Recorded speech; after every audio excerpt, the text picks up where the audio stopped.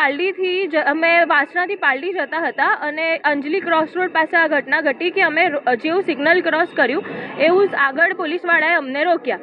જેવું પોલીસવાળાએ રોક્યા અમે 1 સેકન્ડમાં સાઈડમાં આવી ગયા કે પોલીસવાળા બોલાવે છે જઈએ. પછી સાઈડમાં પાર્ક કરીને એમને ઊભા રાખ્યા. તો એમને કહ્યું કે લાઇસન્સ કાઢો. તો મેં કીધું કે હા સાહેબ. પછી એમને કીધું કે મતલબ મેમો બનાવી દઉં હું તમારો મેમો બનાવી દઉં. મેં કીધું જે કરો એ તમે મેમો બનાવી દો. તો કે લાઇસન્સ આપો ને મેડમ, લાઇસન્સ આપો ને, એવી રીતે બોલવા લાગ્યા. મેં કીધું હું કાઢું છું લાઇસન્સ. મારા પર્સમાં લાઇસન્સ હતું એટલે મારે મારી બેગ ખોલીને અંદર લેપટોપ ને બધું હતું. તો મેં કીધું 2 મિનિટ લાગશે.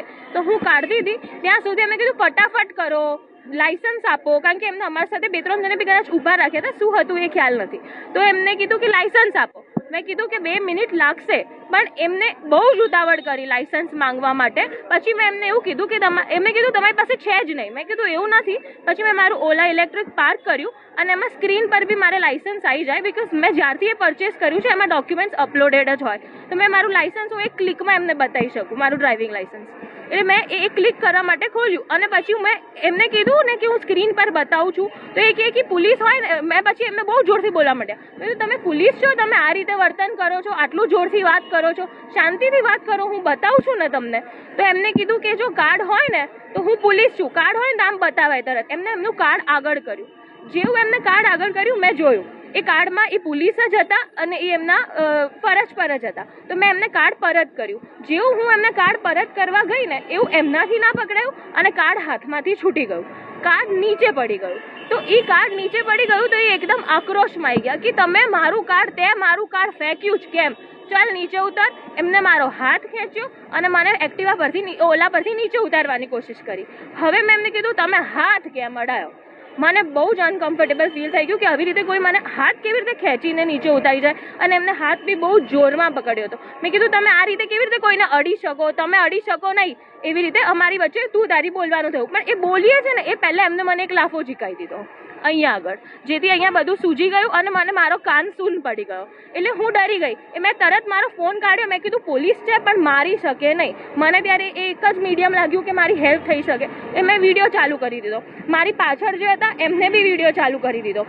એ સ્પેનમાં બી એમને ફટાક કરીને એક ફેટ મારી. તો એ ફેટ મારીને એ વિડીયોમાં બી કેપ્ચર થઈ ગઈ અને મને અહીંયાથી લોહી નીકળવા લાગ્યું અને મને અહીંયા વાગ્યું. જે દાંત મારો હતો એ હલવા માંડ્યો અને મને બહુ જોરથી વાગ્યું. તે કર્યા પછી અમે 112માં મદદ માંગી કે અમે 112માં કોલ કરીશું. અને એ 112માં કોલ કરવા માટે ત્યાં કરતા હતા ને, વિધિન ધેટ ટાઈમ એમને કહી દીધું કે તમે પોલીસને બોલાવો, તમે ગમે તે કરો, પાલડી વિસ્તારમાં મારા વિરુદ્ધ કોઈ ફરિયાદ લેશે નહીં.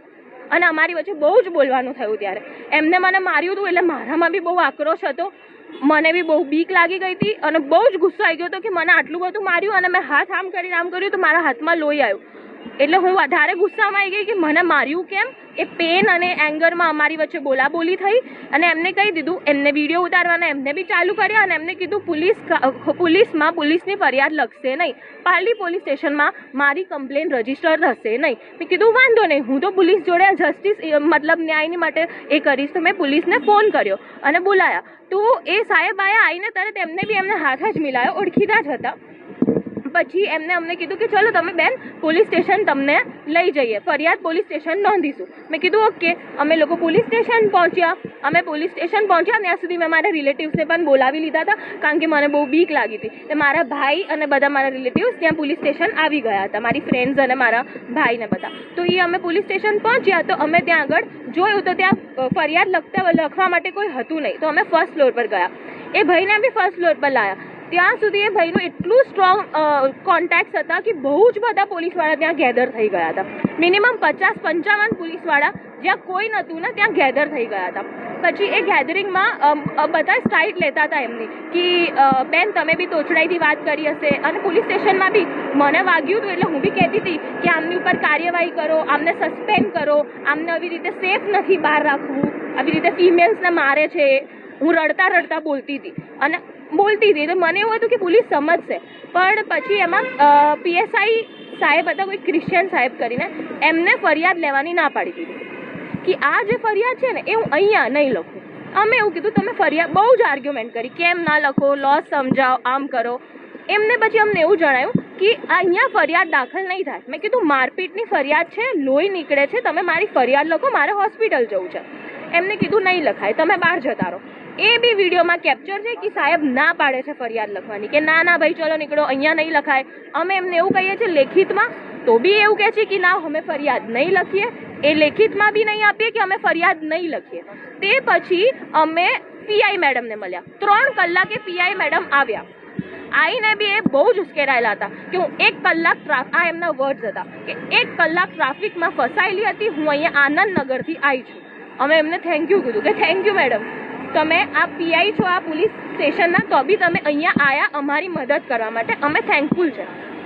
એ કહે છે કે મારી પોલીસ મિસબિહેવ કરે જ નહીં, મારી પોલીસ મિસબિહેવ કરે નહીં. સામાન્ય રીતે પોલીસ, આ પીઆઈ સાહેબના શબ્દ છે કે સામાન્ય રીતે પોલીસ મહિલાઓને રોકતી પણ નથી.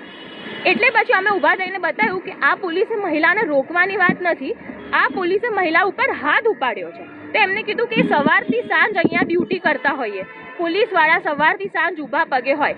પોલીસ સ્ટેશનમાં બેસવું તો બી કમ્ફર્ટેબલ છે, પણ રસ્તા ઉપર ઊભું રહેવું કમ્ફર્ટેબલ નથી. એટલે તમારા જેવા કેટલા લોકો એમને મળતા હોય, કેટલા અલગ અલગ જાતના વિચિત્ર પ્રકૃતિના લોકો એમને મળતા હોય. એટલા માટે એમને આવું કંઈક બનાવ બની ગયો એવી રીતે. મેં કીધું તો મેડમ બનાવ બન્યો એમાં મારવું વ્યાજબી છે? તો કે ના નથી. હું સ્વીકારું છું કે એમને ના મરાય, પણ જો તમે ફરિયાદ કરશો અહીંયા કે ક્યાંય બી તો તમારા વિરુદ્ધ ફરિયાદ થશે, એની ચકાસણી હું લઈશ. બીકોઝ આ પોલીસ છે, તમે પોલીસની વિરુદ્ધ જાઓ છો જે ડ્યુટી પર હતી. મેં કીધું વાંધો નહીં મેડમ, કાયદેસર રીતે જે બી થતું હોય આપણે કરવા તૈયાર છીએ, પણ મને ન્યાય જોઈએ છે. બરાબર, કોઈ બી સજા, કોઈ બી મેં કંઈ બી બોલ્યું હોય, કંઈ બી કર્યું હોય, એની સજા એ નથી કે કોઈ લેડીઝને કોઈ મારવા માંડે વિધાઉટ સત્તા. તમને એવું લાગ્યું કે મેં મિસબિહેવ કર્યું એ સાહેબને, તો એ સાહેબ કોઈ મહિલા કોન્સ્ટેબલને બોલાવી શકતા હતા. એ મને અડી ના શકે, કોઈ કાળે બી મહિલાને તમે અડી શકો નહીં, ગમે તેટલું હોય. આપણે કશું એવું કર્યું નથી. પછી પીઆઈ સાહેબે મને પર્સનલમાં બોલાવી, બધા ત્યારે જોડે હતા, બધાને બહાર મોકલી દીધા કે અહીંયા નહીં લઈએ ફરિયાદ. ભાઈ પીઆઈ મેડમે મને બોલાવી અને જોરથી બોલ્યું શું કરવું છે બેન તારે, એવી રીતે મને દબાવવાની કોશિશ કરી દીધી 100%. એમને કહ્યું કે શું કરવું છે તમારે, શું કરવું છે તારે, કરવાનું છે આગળ, અને જો તમે કરશો તો તમારા વિરુદ્ધ બી ફરિયાદ થશે. મીનવાઇલ અમને એવો વિચાર આવ્યો કે અમારા વિરુદ્ધ થશે, પણ સેફટી તો બધી ફિમેલ્સની, આમાં એકમાં આગળ પડવું પડશે, સ્ટેન્ડ લેવું પડશે, પણ સેફટી તો બધી ફિમેલ્સની આવશે ને.